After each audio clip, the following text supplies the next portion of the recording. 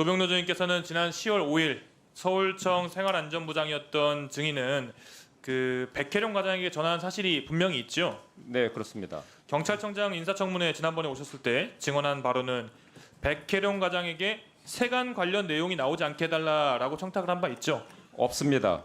저는 서울청과 협의가 완료된 언론 브리핑 내용 중에서 세관 직원 언급을 하지 않을 예정이다라는 말을 들었을 뿐입니다. 그리고 그걸 전달한 것뿐입니다. 네. 사실관계만 다시 한번 더 확인하겠습니다. 윤석열 대통령이나 대통령실 관계자 요청이 있었습니까? 없었죠? 없었고 하나만 더 말씀드리겠습니다. 제가 이번에 그 백혜령 과장이 녹취록 전부를 나중에 공개했습니다. 거기 보면 그 부분에 대해서 분명히 그 백혜령 과장이 말하고 있습니다. 제가 사건을 관여하지 않았다는 것을 명확히 확인하고 네. 있습니다. 충분히 그렇게 말씀하실 수 있고요. 네. 그러면 이제 증인은 공항경찰단장을 역임하셨어요. 맞습니까? 네, 그렇습니다. 그때 알게 된 인천공안본부 세관장으로부터 요청을 받은 거고 백혜령 당시 과장을 통해서 사실관계를 파악했다. 이 정도입니까? 그러면? 국정감사 대비를 위해서 필요하다고 해서 그러면은 네, 그렇습니다. 세관장이 이러한 협조 요청을 한 배경이 뭐라고 생각하세요? 국정감사 대비 차원이라고 저는 생각하고 있습니다. 그게 바로 관세청 측에서 국정감사 저희 지적 회피를 위해서 증인에게 조병노 증인에게 브리핑 무마 요청해온 거 아닙니까? 전혀 아닙니다. 확인만 한 거고 그리고 서울청과 협의가 좋습니다. 완료된 그러면 내용을 사실관계만 확인해서 알려준 확인해서 것뿐입니다. 사실관계만 확인해서 어떻게 예우하시려고 했어요?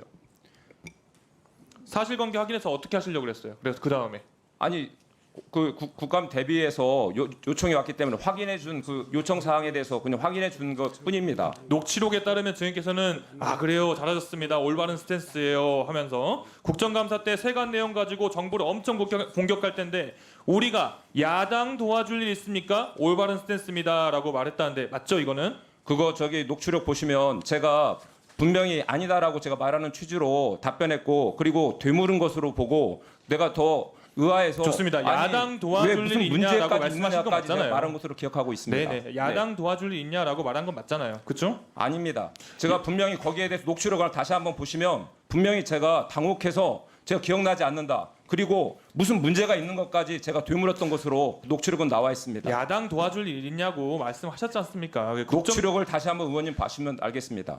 야당 도와줄 일 지금 증인께서는 계속 들어보시면 네. 증인께서는 야당이라는 표현을 안 썼다라는 거예요. 그러면? 네, 그렇습니다. 저는 기억나지 않는다고 분명히 제가 녹취록에 말했고 너무 당황해서 제가 무슨 문제가 있느냐까지 되물었습니다. 오케이. 그거 다시 한번 확인해 보시죠. 알겠습니다. 조병노 증인의 입장을 그렇게 말씀하실 수 있다고 생각하고요. 세관이 마약류 밀반 입주 선별에 실패를 한 겁니다. 일단 이 상황은 마약 걱정이 없다라고 했던 공항이 뚫린 거고요.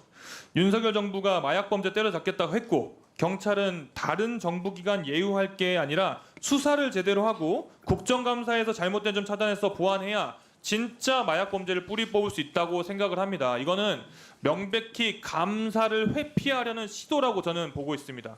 김승호 전 인사혁신처장께 묻겠습니다.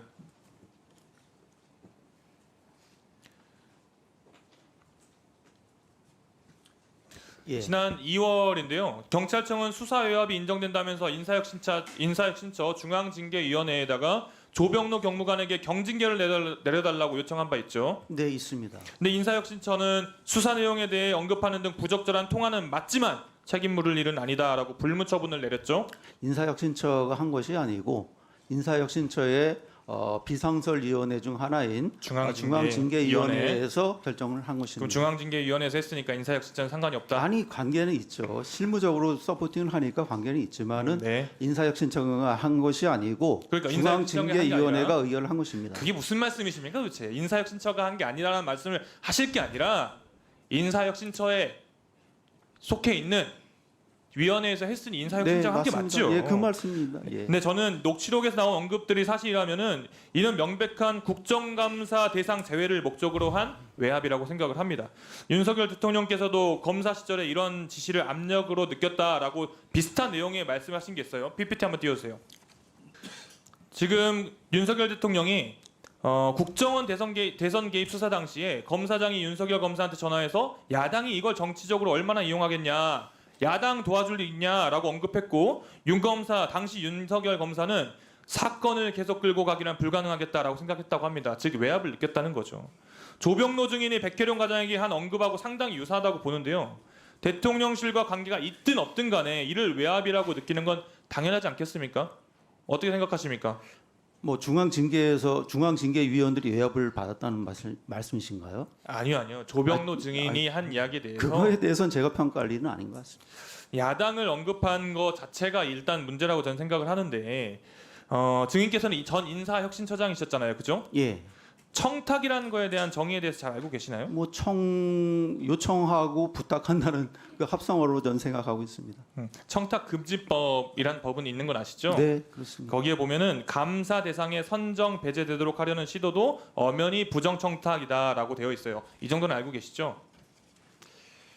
지금 얘기하는 거 보면 조병로 증인은 포함됐는지 보도 자료에 포함됐는지 확인을 했던 것이고 저는 그 중앙징계위원회 참여를 관례적으로 안 해왔습니다. 네, 좋습니다. 1년에 중앙징계위원회 20번 하는데 제가 한두 번 참여해서 고맙다고 제가 식사 사주는 뭐 그 네. 정도입니다. 관세청에서 이제 국정감사 지적을 회피하기 위해서 또는 국정감사와 관련된 내용을 말하는 걸 꺼려하기 위해서 조병로 증인에게 도움을 청했고 네. 조병로 증인은 이에 협조했으니 관세청장과 여기 있는 조병로 증인 모두 일종의 부정청탁한 거 아닙니까? 대답 안 하셔도 됩니다. 예, 뭐 김승호 증인께서는 당시 조병로 증인의 통화가 여전히 책임을 물을 일은 아니라고 생각하십니까?